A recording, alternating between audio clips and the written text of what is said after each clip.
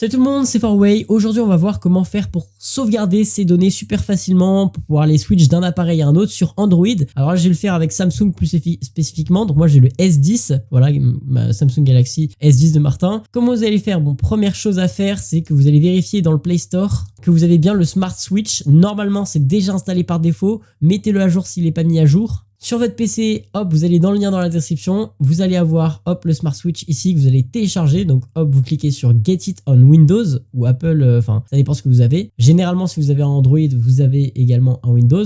Bref, vous le téléchargez. Une fois que c'est fait, c'est pas très compliqué. Vous avez juste à lancer voilà, le .exe. Une fois que vous avez fait toutes les démarches qui vous demandent d'accepter en .exe, vous arrivez à cette page. Voilà. Donc là, ça me demande tout simplement de brancher mon téléphone. Ok, donc je m'apprête à brancher mon téléphone directement relié à mon PC en USB. Donc là, ça va pas tarder à se connecter. Voilà. Donc on a une autorisation qu'il faut accepter. Vous faites autoriser. À partir de là, vous voyez bien que mon PC a accès à mon téléphone, on le voit là juste ici. Et puis voilà, on est tout simplement en train de se connecter. Ça a directement reconnu Galaxy S10 de Martin. On va se rendre dans les trois petits points en haut. Ensuite, dans Préférences. Et là, on vérifie que tout est bien comme moi, qu'on a bien coché le téléphone dans l'onglet. Donc déjà, on peut sélectionner un chemin où on veut télécharger les données. Et ici, voilà, vous sélectionnez bien le téléphone et vous décochez tout le reste. Ensuite, vous faites OK et vous faites confirmer. Ensuite, vous n'avez plus qu'à cliquer sur sauvegarder. Et là, vous avez directement tout un panel qui apparaît. Vous faites sélectionner tout pour sélectionner toutes les choses à télécharger tout simplement. On fait OK. Et ensuite, on va tout simplement choisir un nouveau dossier là. Parce qu'en fait, j'ai plus d'espace sur mon PC. Donc, c'est pas très compliqué. Vous cliquez sur le fichier bleu. Vous allez sélectionner un autre disque dur. Enfin, moi, par exemple, vu que j'ai plus d'espace, je sélectionne un autre disque dur. Peut-être que vous, ça ne vous fera pas le message d'erreur. Je vais sur ce disque dur là qui est assez rapide, donc ça prendra beaucoup moins de temps. On fait un clic droit, nouveau, dossier, et ensuite tout simplement vous créez votre dossier sur lequel vous voulez que ça apparaisse. Donc les fichiers se téléchargent tout simplement. Vous le sélectionnez, vous faites sélectionner le dossier en bas à droite, et ensuite vous pouvez faire réessayer, et là ça fonctionnera. À partir de maintenant, je vous fais un accéléré, enfin ouais, je vous fais une coupure plutôt, et je vous dis combien de temps ça m'a pris pour tout télécharger.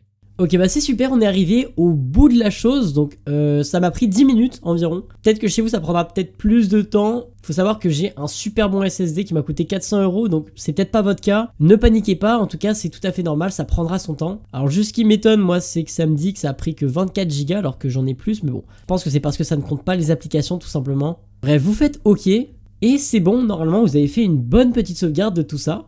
Ce que je conseille vivement de faire, et je vais le faire maintenant, c'est de refaire une autre sauvegarde en vérifiant encore une fois les préférences. Donc vous refaites ici préférences OK, confirmer, et vous allez refaire une autre sauvegarde au cas où, on n'est jamais trop sûr.